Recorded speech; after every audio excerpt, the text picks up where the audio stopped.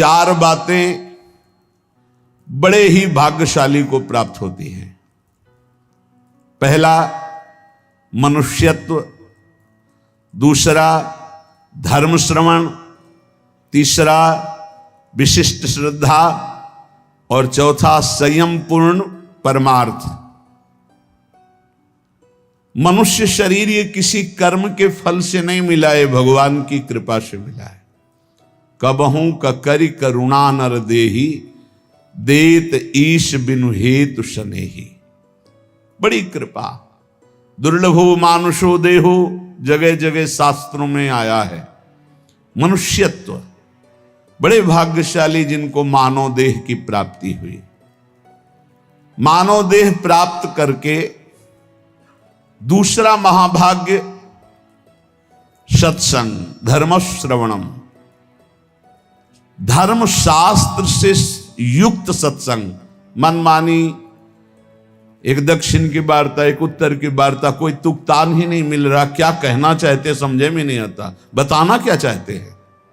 तस्मात् शास्त्रम प्रमाणम थे, शास्त्र प्रमाणित महापुरुषों से प्रमाणित जो वाक्य उसे सत्संग कहते हैं।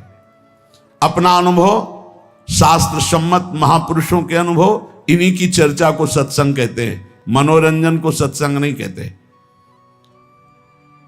धर्म श्रवण सत्संग, ये बड़ी दुर्लभ बात है। मनुष्य शरीर मिला और सत्संग मिला। अब सत्संग में अगला है श्रद्धा। जो सुना उसको धारण किया। जो मनुष्य शरीर प्राप्त करके अवनीत स्वभाव के होते हैं, उद्दंड स्वभाव के होते हैं, ना उनको नमन भक्ति आती है, ना उनको, एक उद्दंड स्वभाव, ऐसे सत्संग में जाकर भी कुछ लाभ नहीं ले पाते। खलऊ करें भली पाई सुसंगु, मिटे न मलिन स्वभाव भंगु। वो अभिमानी जन, वो दुष्ट स्वभाव वाले, भगवान की कृपा हुई, साधु दर्शन साधु संग, लेकिन वो लाभ नहीं ले पाते। अवनीत को विपत्ति ही मिलती है, भगवत संपत्ति नहीं। अवनीत को, दुष्ट स्वभाव, उद्दंड अभिमानी को दुर्दशा ही प्राप्त होती है। जो विनीत है वही शिक्षा को प्राप्त कर पाता, विनयशील नम्र।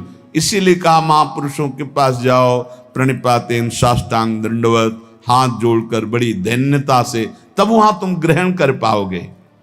अंजलि चढ़ाकर माथे पर हाथ रखकर सम्मान प्रदर्शित करते हुए मन वचन शरीर से विनयवनत होकर के तब सत्संग का लाभ लिया जाता है। बोले संयम पुरुषार्थ। अब जो सत्संग में सुना पूर्ण विश्वास के साथ, वैसे ही संयम और खूब परमार्थ का पुरुषार्थ जान लगा करके, एक बार जैसे कहा दांती पीसते हुए कमर कस के हमको चढ़ जाना इस चढ़ाई पर। निरंतर नाम जप, निरंतर भजन, असत आचरणों का त्याग। जो मानव शरीर प्राप्त करके सत्संग मिला पर उस पर श्रद्धा नहीं है, तो 20 साल सत्संग सुनने पर परिवर्तन नहीं होगा। और अगर श्रद्धा है तो उसका परिणाम है कि वो तत्पर हो जाएगा, वैसे ही आचरण करने लगेगा, सत्संग में जैसा कहा गया है। तो मानव शरीर, सत्संग और सत्संग पे श्रद्धा, और श्रद्धा का स्वरूप है यथार्थ जो बोला जा रहा है उसे अपने जीवन में उतार लेना, और दिव्य पुरुषार्थ, खूब मेहनत करके साधन भजन करना। ये चार बातें बड़े सौभाग्यशाली में होते हैं। जो तपस्वी मनुष्य शरीर पाकर सत्संग सुनकर श्रद्धानुसार पुरुषार्थ करता है, वो अपनी अंतरात्मा में ही भगवत साक्षात्कार कर लेता है, हृदय में ही। जो प्रमादी पुरुष होता है वो धन का केवल चिंतन करता है कि चलो सत्संग में चलते, कोई उपाय मिले जिससे धन मिल जाए। सत्संग करते हैं धन के लिए, सत्संग सुनते हैं धन के लिए। वो प्रमादी पुरुष होता है, प्रमत्त पुरुष होता है। जो अप्रमत्त है वो भगवान की प्राप्ति के, कहाँ जाऊं, कैसे कोई मुझे बता दे, कैसे भगवत प्राप्ति होगी, कैसे मैं काम आदि दोषों पर विजय प्राप्त करके स्वरूप बोध प्राप्त करूं। संसारी मनुष्य अपने प्रिय परिवार के कुटुंबियों के लिए बुरा से बुरा पाप कर्म करता है, और जब मरता है तो अकेले उसको फल भोगना पड़ता है। अकेला दुख, अकेला यहां से जाता है, अकेला दुख भोगता है। कोई भी घर परिवार का नरक में बंटवारा नहीं करता जाके। इसलिए कुटुंब के मोह में फंसकर पाप कर्म ना किया जाए। जो संयम नियम पूर्वक जीवन व्यतीत करता है वही इन भोगों से बच पाता है। नहीं तो एक काम भोग इतना लुभावना है कि बड़े बड़े संयमी पुरुषों का मन आकृष्ट हो जाता है और भ्रष्ट हो जाते हैं। साधक हर समय अंतःकरण की शोध करता रहे कि कहीं काम ने दबाव तो नहीं कर दिया, कहीं क्रोध तो हमारे अंतःकरण पर प्रभाव नहीं कर रहा, कहीं अहंकार तो नहीं छा रहा है। अगर ऐसा है तो संपूर्ण माया अपना प्रभाव दिखा देगी। काम क्रोध अहंकार हृदय में है तो सावधान। जैसे वृक्ष का पत्ता पतझड़ ऋतुकालिक रात्रि समूह के बीत जाने पर पीला होकर गिर जाता है, ऐसे ही तुम्हारी आयु समाप्त होने पर ये शरीर नष्ट हो जाएगा। इसलिए एक क्षण भी पाप कर्म में मत लगाओ।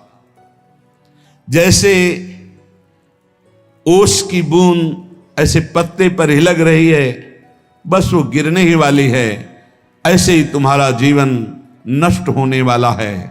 इसलिए तुम एक क्षण भी असावधान मत रहो, हर समय नाम जप करो। पता नहीं वो बूंद कब गिर जाए। जैसे पानी का बुलबुला बस फूटने वाला है, जितने सेकंड टिका हुआ है, ऐसे ही तुम्हारा शरीर नष्ट होने वाला है। जितने श्वास टिकी हुई है बस क्या करो। इसलिए तुम एक क्षण भी असावधान न रहो, हर समय राधा राधा कहो। अनेक प्रकार के विघ्नों से युक्त अत्यंत अल्प आयु है। इस अल्प आयु वाले मानव देह को प्राप्त करके बहुत शीघ्र भगवत प्राप्ति कर लो। एक क्षण भी प्रमाद न करो।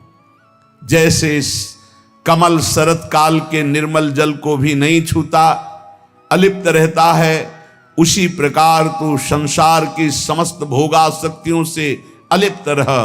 कोई भी स्नेह बंधन तुझे विवश न कर पावे। क्षण भर भी प्रमाद मत कर, निरंतर भजन कर। जीव मोहवशाद इस मायाजनित दुख को सुख मानकर भोगने के लिए प्रयासरत है और परम सुख मोक्ष या भगवत प्राप्ति की चाह ही नहीं कर रहा। ये दुखालय में दुख में वो सुख खोज रहा है। इंद्रियों को इनके विषयों में जाने की ढील मत दो। पांचों में से 5 ना संभाल पाओ तो 2 संभाल लो, एक रसेंद्री और एक जनेंद्री। अगर इन 2 में से दोनों ना संभाल पाओ तो एक संभाल लो, रसेंद्री। जनेंद्री ठीक हो जाएगी। ना तू किसी से द्वेष कर, ना रोष कर, ना किसी से राग कर। इसी जन्म में तू भजन बल से भगवत प्राप्ति कर ले, जन्म मरण चक्र को मिटा दे। देखो शास्त्र और श्रुतियों का अंत नहीं, कितना पढ़ोगे। इतने परमार्थ के मार्ग हैं, कितना तुम जानकारी करोगे। अतः मेरी सीख मान लो, जरा मरण से मुक्त होने के लिए ज्यादा पढ़ने लिखने की जरूरत नहीं है। राधा राधा राधा राधा नाम रटने की जरूरत है। इतने शास्त्र हैं, कहां तक पढ़ोगे। इतने सिद्धांत है, कहां तक जानोगे। सबकी बात जान लो। नाम जप करने वाले के हृदय में शुद्ध ज्ञान शुद्ध प्रेम प्रकाशित हो जाता है। यदि तुम्हें यमदूतों से बचना है तो ऐसा दुर्वचन मत बोलो कि किसी का हृदय घायल हो जाए। ऐसे हैं बोलने वाले कि बिना बाण के हृदय को घायल कर दे। किसी की जीविका को मत छीनो कि एकांत में बैठ के रो दे। देख लो, अगर यमदूतों से बचना है, किसी को ऐसा मत बोलो कि एकांत में बैठकर तुम्हारे वचनों को याद करके दुखी हो जाए। किसी की जीविका को मत छीनो, उसे गरीब मत जानो, उसे अनाथ मत जानो। दीनानाथ प्रभु हैं। दुखिया को न सताइए, और दुखिया देगा रोए, उसका कोई बल नहीं। और जब दुखिया के मुखिया सुने तब तेरी गति का होए। ये होश में रहे। कह रहे किसी असहाय का धन मत छीन लेना, उसकी जीविका मत छीन लेना। वो असमर्थ है, वो जितने आंसू गिराएगा तुम फिर उसका हिसाब नहीं दे सकते हो। इसलिए धर्म से रहो। धर्म का स्वरूप है शास्त्र के अनुसार जीवन, दूसरों को सुख पहुंचाना। अधिक क्या कहूं, जो अपने से प्रतिकूलता का व्यवहार करे उसके साथ कभी प्रतिकूल व्यवहार मत करो। जो अपनी शारीरिक चेष्टाएं हैं उज्जवल हो, न्याय युक्त हो, धर्म युक्त हो, कभी यमराज के दूत तुम्हें छुएंगे भी नहीं। अरे साधक, ये रसेंद्री को सुधार लो। अलग अलग महापुरुष कहे ये स्वादिष्ट भोजन नहीं, ये पूरा जीवन बर्बाद करने वाली वस्तु है। खाते खाते मर गए, कभी तृप्ति नहीं, कभी तृप्ति नहीं। दुष्ट गजब हो गया, भोगते भोगते मर गए। कभी ये नहीं कहती कि बस आज क्या ये हाथ ऐसा ऐसा बना ले, ये वो खाते खाते पूरा जीवन व्यतीत हो गया। हाँ खाओ, पचाओ, बस सोचो जरा, कभी उबो यार, खाते खाते उबो, कभी भोगते भोगते उबो। बहुत बहुत विचित्र है, बहुत विचित्र है। रसेंद्री इसीलिए बार बार महापुरुष कह रहे स्वादिष्ट भोजन से बचो, ये जीवन का नाश करने वाला है। ये कोई सौभाग्य नहीं कि हमें मनमानी बहुत सुंदर भोजन मिल रहा है।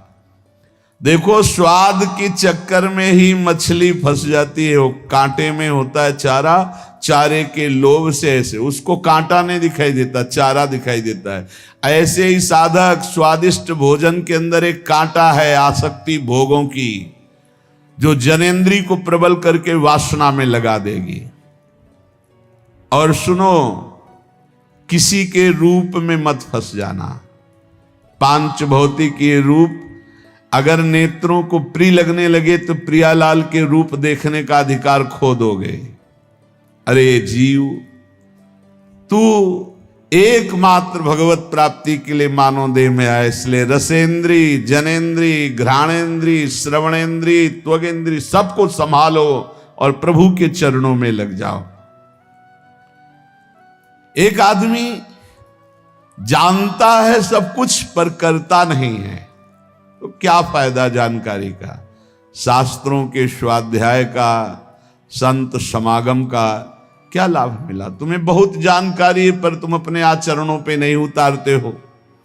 एक आदमी है जानता नहीं पर जितना जाना चल दिया वो पहुंच जाएगा। इसलिए ज्यादा शास्त्रों की जानकारी के चक्कर में मत पड़ो। जितना जानते हो उतना आचरण में उतार लो। वही मोक्ष पाता है जो जितना जानता है उतना आचरण में उतार लेता है। जो सच्चा साधक होता है वो अंदर में अपने जितनी जानकारी है उसके अनुसार चलता है। वो कभी विपत्ति से विचलित नहीं होता। जीवन का सार यही है उपासक, भयानक से भयानक परिस्थिति आने पर भी प्रभु का चिंतन न छूटने पावे, धैर्य न छूटने पावे, किसी और का सहारा न ले लेना। ये सब महापुरुषों की बातें हैं, पकड़ लो। बहुत आनंद प्रदान करने वाली बातें हैं। बहुत सावधान। अय उपासक, जीवन का सार यह है कि भयानक से भयानक विपत्ति आवे, तुम्हें अपने धर्म से न डिगा पावे। दुनिया में रहते हुए दुनिया का कोई भी व्यक्ति और भोग तुम्हें आकर्षित न कर पावे। देखो भाई, देख लो, दुनिया में रहते हुए दुनिया का कोई व्यक्ति का भरोसा न हो और कोई भोग आकर्षण न कर पावे। हमारी चाहे अंग अंग काट दिया जाए पर हम अपने धर्म को नहीं छोड़ सकते। ऐसे निष्ठावान हम अपने धर्म, देखो यहां काटने मारने की तो कोई बात है नहीं, थोड़ा प्रलोभन आया और भ्रष्ट हो जाते हैं। अरे कह रहे हैं, यहां लिखा है, उपासक भयानक से भयानक विपत्ति की परिस्थिति में भी अपनी निष्ठा से चलायमान नहीं होना है। चाहे काट दिया जाए तो भी हम अपनी निष्ठा से चलायमान नहीं, तभी भगवत मार्ग पुष्ट होता है।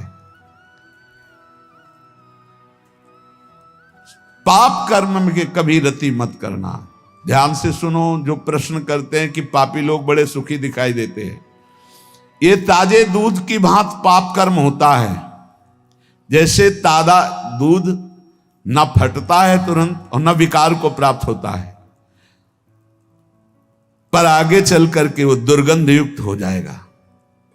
ऐसे अभी अभी पाप हुआ है तो पूर्व के पुण्य काम कर रहे, सब काम बनता चला जाए, लेकिन वो पाप कर्म ढकी हुई आग के समान है। जिस दिन वो अपना रूप धारण करेगा भस्म कर देगा, तुम्हें नष्ट कर देगा। इसलिए जब तक तुम्हारा पाप भजन के बल से नष्ट नहीं हो जाता, तुम्हारा पीछा करता, विश्व में कहीं भाग के चले जाओ, वहीं तुम्हें दंड दे देगा तुम्हारा पाप कर्म। मत एकत्रित करो पाप कर्म, डरो पाप कर्म करने से। वो सुरक्षित तब तक पीछा करेगा जब तक तुम्हारा नाश नहीं कर देगा। दुष्ट स्वभाव के मित्रों का कभी भी संग ना करो। उत्तम स्वभाव वाले ही भगवत मार्ग के पथिकों से मित्रता करो। सब पर भगवत भाव पर दोस्ती नहीं। जैसे ठोस पहाड़ को हवा नहीं उखाड़ सकती, ऐसे ही निष्ठावान को कोई विपत्ति निंदा विचलित नहीं कर सकती। जैसे सारथी घोड़ों की लगाम खींचे हुए सही मार्ग पर चलाता है, ऐसे ही अपनी बुद्धि को पवित्र रखो। इंद्रिय रूपी घोड़ों की लगाम रूपी मन को खींच करके सतमार्ग पर चलाते रहे। बुद्धि शुद्ध कैसे होती? ईश भजन सारथी सुजाना। इष्ट देव का भजन करो तो सारथी सुजान, बुद्धि बहुत ज्ञानमयी हो जाएगी। यदि तुमसे कोई पाप बन जाए तो दोबारा करना मत, तो तत्काल उस पाप का प्रायश्चित करके उसे भस्म कर दो, नहीं वो तुम्हें नष्ट कर देगा। दोबारा करना नहीं। और जो हो गया है उसका महापुरुषों से पूछो क्या प्रायश्चित है, और वो जो बता दे वही कर दो, उससे भस्म हो जाएगा। और यदि पुण्य कर चुके हो, पुण्य किए हो, तो उसे बार बार करो पुण्य कार्य को, और कभी किसी से बताना नहीं, तो तुम्हारा पुण्य तुम्हें लाभ प्रदान करेगा। ध्यान दीजिए, पाप कर्म हो तो दोबारा करना नहीं, महापुरुषों से बताकर उसका प्रायश्चित तत्काल उसको भस्म कराओ, नहीं तो वो ब्याज सहित दंड देगा। और पुण्य किया हो तो किसी से बताना नहीं, और बार बार सुकृत धर्म आचरण करो, तुम्हें महासुख प्रदान करेंगे। लेकिन पाप करोगे तो कोई जान भी नहीं पाएगा, पुण्य करोगे तो माइक से हल्ला मचाओगे, 4 लोगों को बताओगे, पोस्टर भी छपवा देते हैं कि आज जो है हम फूल बंगला बनवा रहे हो, 50 ब्राह्मणों को भोजन करवा रहे हैं, 50 साधुओं को पवा रहे हो, हमारा ये फोन नंबर, हमारा ये पता हो, अपने पूरे परिवार का नाम। इससे क्या होगा? सब खत्म, सब खत्म हो गया। जितने लोग देखते जाएंगे सुकृत के अधिकारी हो जाएंगे, तुम्हारा सारा सुकृत नष्ट होता जाएगा। सिद्धांत को समझो, पुण्यात्मा पोस्टर नहीं छपवाते। यदि पुण्य बन जाए तो कभी जबान से मत कहो किसी को कोई जान न पावे, पर अहंकार चैन नहीं लेने देता, वो बताता है। एक भगत जी आए तो बार बार बीच में एकांतिक में बोल उठते, भारत के जितने तीर्थ हैं 5-5 बार गए हैं हम, ठीक है। फिर बीच में बद्री नारायण कहाँ कई बार गए हम, कई बार। ये अहंकार देखो, शास्त्र संत महापुरुषों के वचन, पुण्य करो जबान से न निकलने पावे, कोई जान न पावे, और पुण्य बार बार करो और भगवान को समर्पित कर दो। जिस पुरुष की आकांक्षाएं यहां समाप्त हो गई हैं, वही जीवन मुक्त है। जीवन मुक्ति की पहचान, जिस पुरुष की आकांक्षाएं यहां समाप्त हो गई हैं, यही जीते जी वो जीवन मुक्त है। कोई चाह नहीं, कोई मांग नहीं। और जिस पुरुष की चाह नहीं समाप्त हुई, तो आगे सुन लीजिए, जिस पुरुष की आकांक्षाएं हैं, चाह है, वो चाहे नंगे रहे दिगंबर, चाहे जटा रखा ले, चाहे पंख लगाए, चाहे उपवास करे, चाहे भूमि पर सोए, चाहे धूल लपेटे, चाहे जैसे रहे, वो जीवन मुक्त नहीं हो सकता।